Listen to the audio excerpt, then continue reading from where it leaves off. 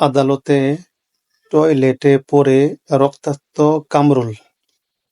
আপনারা যেই নিউজটি ইতিমধ্যেই দেখতে পাচ্ছেন যে বিগত সরকারের স্বৈরাচার সরকার শেখ হাসিনার আমলের তৎকালীন খাদ্যমন্ত্রী কামরুল ইসলাম তিনি আদালতে কাঠগড়ায় ওঠার সময় ওনাকে যখন কাঠগড়ায় নিয়ে যাওয়া হয় ঠিক তখন ওনার মানে বাথরুমে যাওয়ার প্রয়োজন হয়। ঠিক আছে, তখন তাকে বাথরুমের সুযোগ দেওয়া হয়, কিন্তু টয়লেটে যখন তিনি প্রবেশ করার সাথে সাথে তিনি বাথরুম টয়লেট ভেঙে পড়ে যায়।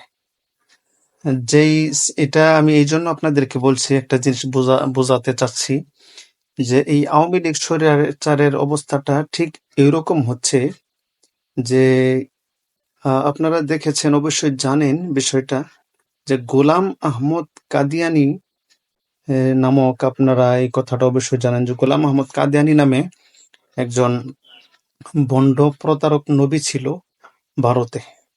সে দাবি করেছিল যে একমাত্র শেষ নবী, মানে শেষ নবী হচ্ছে গোলাম আহমদ কাদিয়ানি।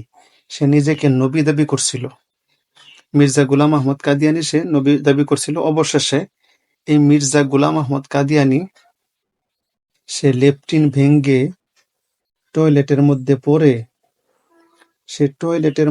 পড়ে পায়খানা খেয়ে মৃত্যুবরণ করেছে সেই ভণ্ড নবী।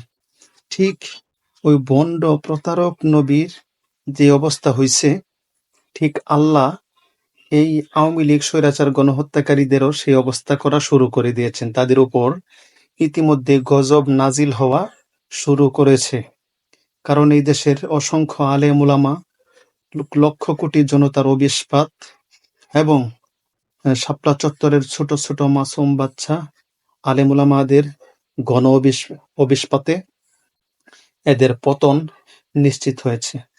এবং শুধু পতন নয়, এর পতনের পরে এরা যতদিন জীবিত থাকবে আরো যে কত রকমের কত গজব এদের উপর আসবে আল্লাহর পক্ষ থেকে, তা আসলে এটার কোনো হিসাব নাই। ঠিক আছে, তো যে দেখছেন আওয়ামী লীগের স্বৈরাচারের গণহত্যাকারী খাদ্যমন্ত্রী কামরুল ইসলাম, সে লেফটেন্ট ব্যাংকে কাদিয়ানির মতো টাট্টির মধ্যে পড়ে গেছে। টাট্টি বলবো না, টাট্টি বলা হয় বাঁশ দিয়ে তৈরি টয়লেটকে। তো সে আদালতের টয়লেট ভেঙে পড়ে গেছে।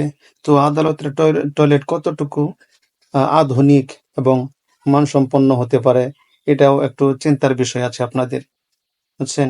তো এই জন্য যারাই স্বৈরাচারী করবে, যারাই জনগণের উপর জুলুম করবে, নির্যাতন করবে, তাদের অবস্থা এই খাদ্যমন্ত্রী কামরুল ইসলাম এবং গণহত্যাকারী স্বৈরাচার আওয়ামী লীগের মতো হবে। ঠিক আছে, এই জন্য ইতিমধ্যে যদি আপনারা সতর্ক না হন, তওবা করে আওয়ামী লীগ যারা করেন, আওয়ামী লীগ ধর্ম থেকে তওবা করে নতুন করে মুসলমান হয়ে জীবনযাপন শুরু করতে পারেন আপনারা। কারণ আওয়ামী লীগ কিন্তু মুসলমান নয়, এদের এটা হচ্ছে ভিন্ন একটা ধর্ম। কারণ এরা মৃত্যুবরণ করলে তাদের জানাজার নামাজ পড়া জায়েজ নাই। এরা মৃত্যুবরণ করলে তাদেরকে হিন্দুদের মতো আগুন দিয়ে জ্বালিয়ে দেওয়া উচিত। ঠিক আছে।